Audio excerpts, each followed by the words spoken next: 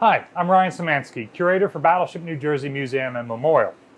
Today's video, we're going to talk about how many curators it takes to change a light bulb on a ship. It's a little bit different than what you've got at home.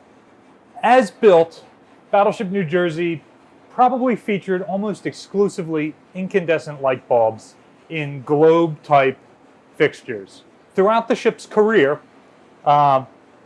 I'm not sure when precisely this happened, but definitely by the 1980s, all of those original features, I shouldn't say all, most of those original fixtures had been removed and the ship had been rewired for these fluorescent tube type fixtures. In some instances, in the deep dark places of the ship, the shipyard workers just wired the power for these fluorescent tubes straight into the old incandescent fixtures. In most places up here where the inspectors actually went, they completely rewired the whole ship, removed the old fixtures. You can still see weld marks from them in the overhead, and welded in new fixtures like this.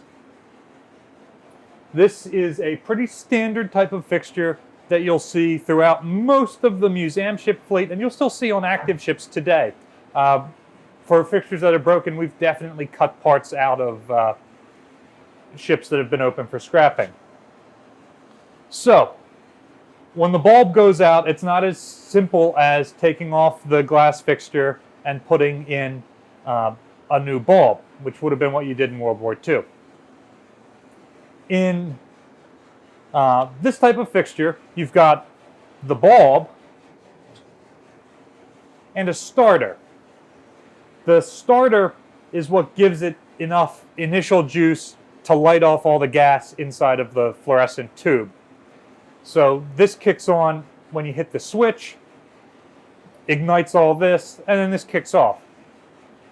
The starters and the bulbs tend to have about the same lifespan. So if I go into a space and a bulb is out entirely, or if I go out into a space and the bulb is flickering, which means that the gas is starting to die and it's cutting out, cutting on, and that's causing the starter to cut in and out, then they're both probably going to die simultaneously, and I always, as a rule, change the starter and the bulb at the same time. Some people who have this type of fixture in their basement will just change whichever one's broken and then a couple weeks later go back and change the other, but I always do them both at once. Now, whether it's the World War II globe-type fixtures or the modern fluorescent fixtures, all of these are, I won't say waterproof, but they're water-resistant. They are screwed in place, and in some instances, like this one, it's only got 2 screws. In other instances, they have up to 4 screws. And on an active ship, they would be screwed in tight to engage the gasket. I'll show you here in a minute. But on this ship, we're not worried about flooding. We're not worried about somebody bringing in firefighting equipment and spraying everything in here. So we just finger tight the screws so that when we need to change it, it's relatively easy to just take this cover off. And the cover has screws in it, and the screws have spacers on them to keep the cover at the right height. Now, in the fixture, there is a rubber gasket all the way around. And then there is, in some fixtures, there's a single bulb. In some fixtures, there's 2 bulbs. In some fixtures, there's 3 bulbs. Usually, in a 3-bulb fixture like this, the 2 outer bulbs are for white lights, and those will come on when the switch is in the up position. And the inner fixture will have a red tube over it. That's for red lights, and it comes on when the light switch is in the down position. Most of the switches on this ship are 3-position, which is there's an up, there's a down, and when it's in the center position, that's when everything is off. In this particular stateroom, there is no red light, but there's still a 3-position, there is a 3-bulb fixture, but that's only wired into a 2-position switch, a simple on-off. So we've already gotten super complex. It looks like this fixture only has 1 bulb in it. When the ship was in service, they would have probably had all the bulbs in it, and you would have had a lot of white light. In the museum ship field, to save money, we tend to only put 1 or 2 bulbs in each fixture. this helps us in two different ways. One, we're not burning through bulbs so quickly. There are maybe 5,000 light fixtures on this ship. Just a number I'm pulling out of thin air, and that could be low because there are 1,100 rooms, and some of those rooms have dozens of fixtures. So we go through a tremendous number of bulbs and starters in any given year. Also, power. It's eating a ton of power.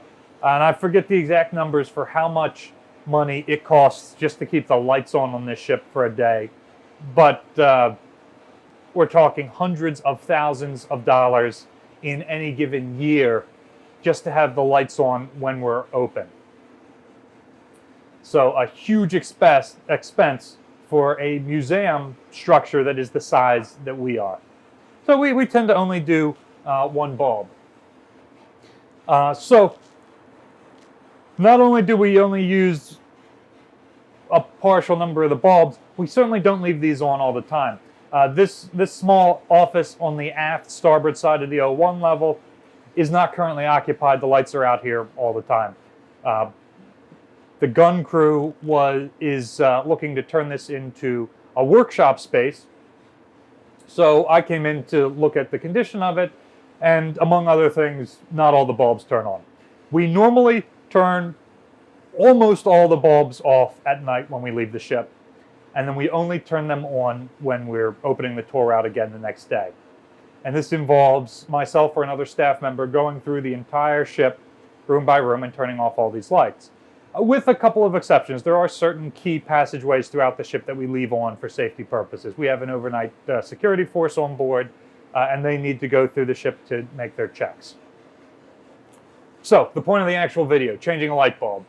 These bulbs have to twist out, and they've got these hooks in that hold them in place. A ship is rocking and rolling, and it might be taking shock damage in battle, so they are really held in place well. So I would take out the old bulb. I'm not going to do that right now for the sake of time. I've already waxed on poetic long enough, and there are open slots here. So I've got to jam this bulb in here. It's a good tight fit, and then I've got to twist it around so it's in position and snap it in place.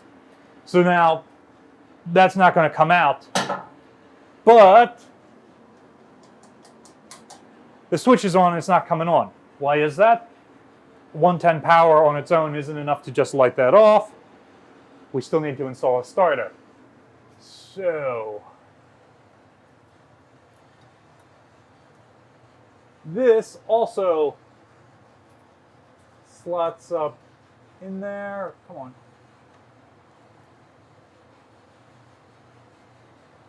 Come on.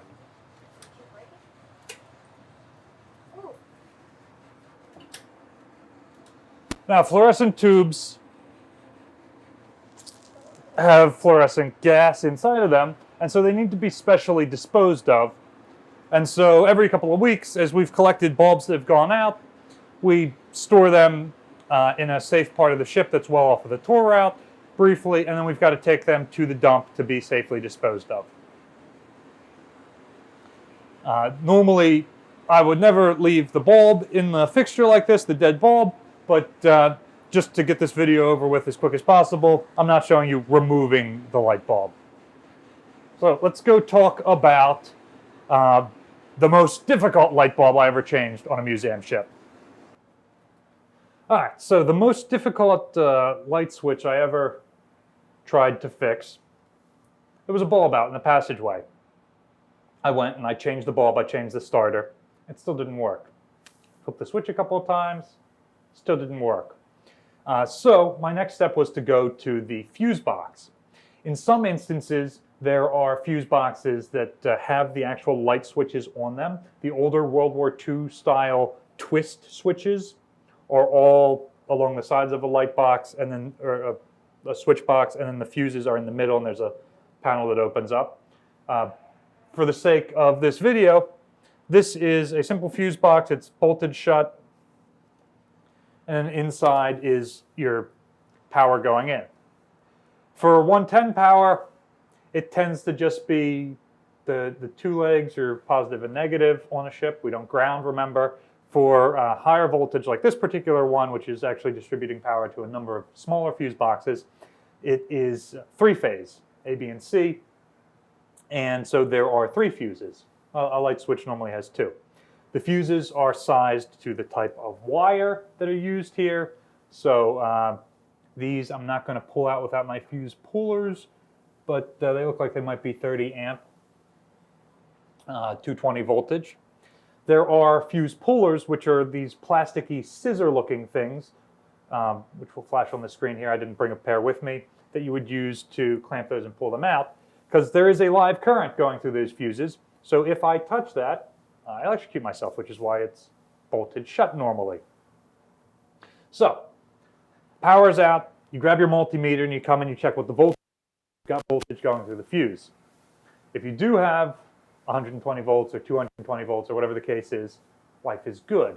If you've got power going in and no power coming out, that means that you've blown your fuse and you've got to swap it out with a new one of the same voltage and amperage. So went and checked the fuse box for the switch. As built, everything's on blueprints, everything's labeled. This box says specifically where power is coming from and where it's sending power, what other boxes it's going to. It's got these nice Bakelite tags on it. Because you can't very well trace the power cables going through these wiring bundles. You got to sort of take it at face value. The problem is these museum ships have been modified so many times over their active careers that what it says here might not actually be what it does, or it might just have a blank tag on it that might get us nowhere at all. So finding the actual fuses for your light box can take a while. So you check those fuses. It tends to be the smallest fuses that blow first. In the case of this troubling one, that didn't work, so I traced it back a ways, and the distribution box it got it from also wasn't blown, obviously because there was light on other fuses on that panel, so we knew that it was nothing further back on the line.